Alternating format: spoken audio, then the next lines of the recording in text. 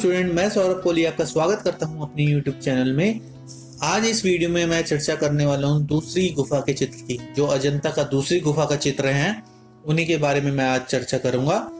और इससे पहले मैंने अपनी सीरीज में 6 वीडियो और बना चुका हूं मैं अजंता के बारे में। आप उसे भी प्लेलिस्ट में जाके चेक कर सकते हैं। और इस चैनल को आप लाइक, शेयर एंड सब्सक्राइब करना बिल्कुल ना भूलें। तो चलिए शुरू करते हैं आज की सीरीज।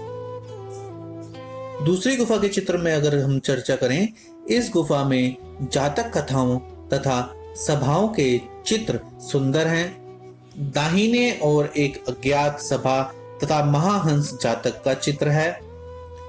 इस गुफा की बाई भित्ति पर माया का स्वप्न, त्रिषित स्वर्ग तथा बुद्ध जन्म के चित्र हैं।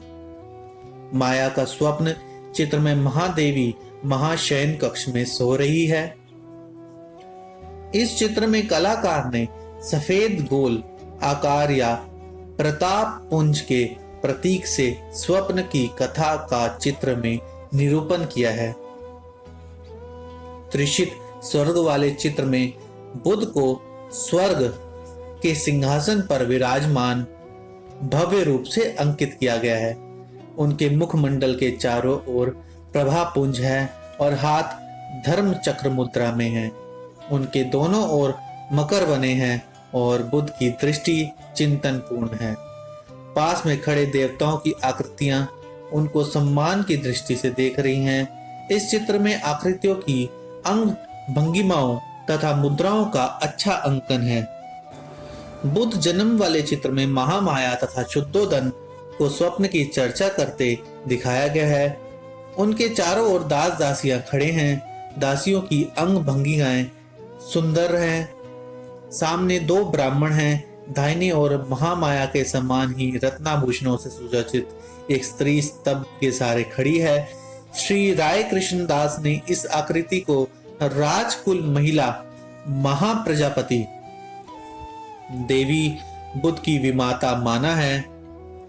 महाप्रजापति एक कोमल लतिका के समान बायां पैर ऊपर उठाए खड़ी है। उनका पैर स्तंभ के सहारे टिका है और वह उसी के सहारे खड़ी हैं। बुद्ध जन्म वाले दृश्य में शाल वृक्ष की डाल पकड़े महामाया उपवन में खड़ी है।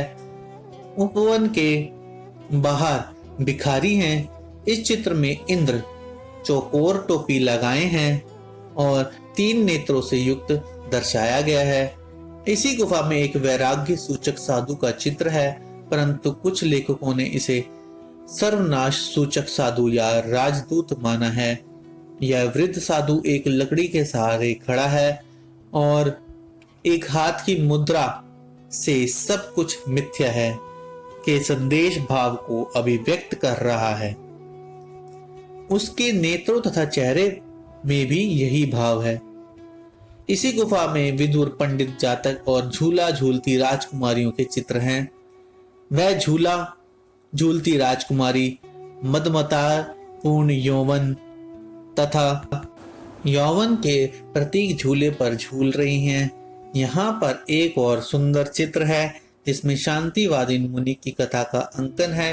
एक जन्म में वृद्ध शांतिवादीन मुनि के रूप में अवतीर्ण हुए और काशी राज के अंतःपुर की सब स्त्रियां उनके उपदेश सुनने लगी।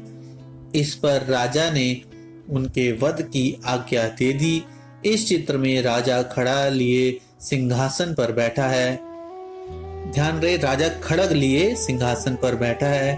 उसके पैरों पर गिरी कोमलांगी सुंदरियां भय से कांप रही हैं, तो कुछ भागना चाहती हैं और कुछ मुंह छिपाए चिंता मग्न हैं। चित्र में सर्वप्रथम भय का भाव है।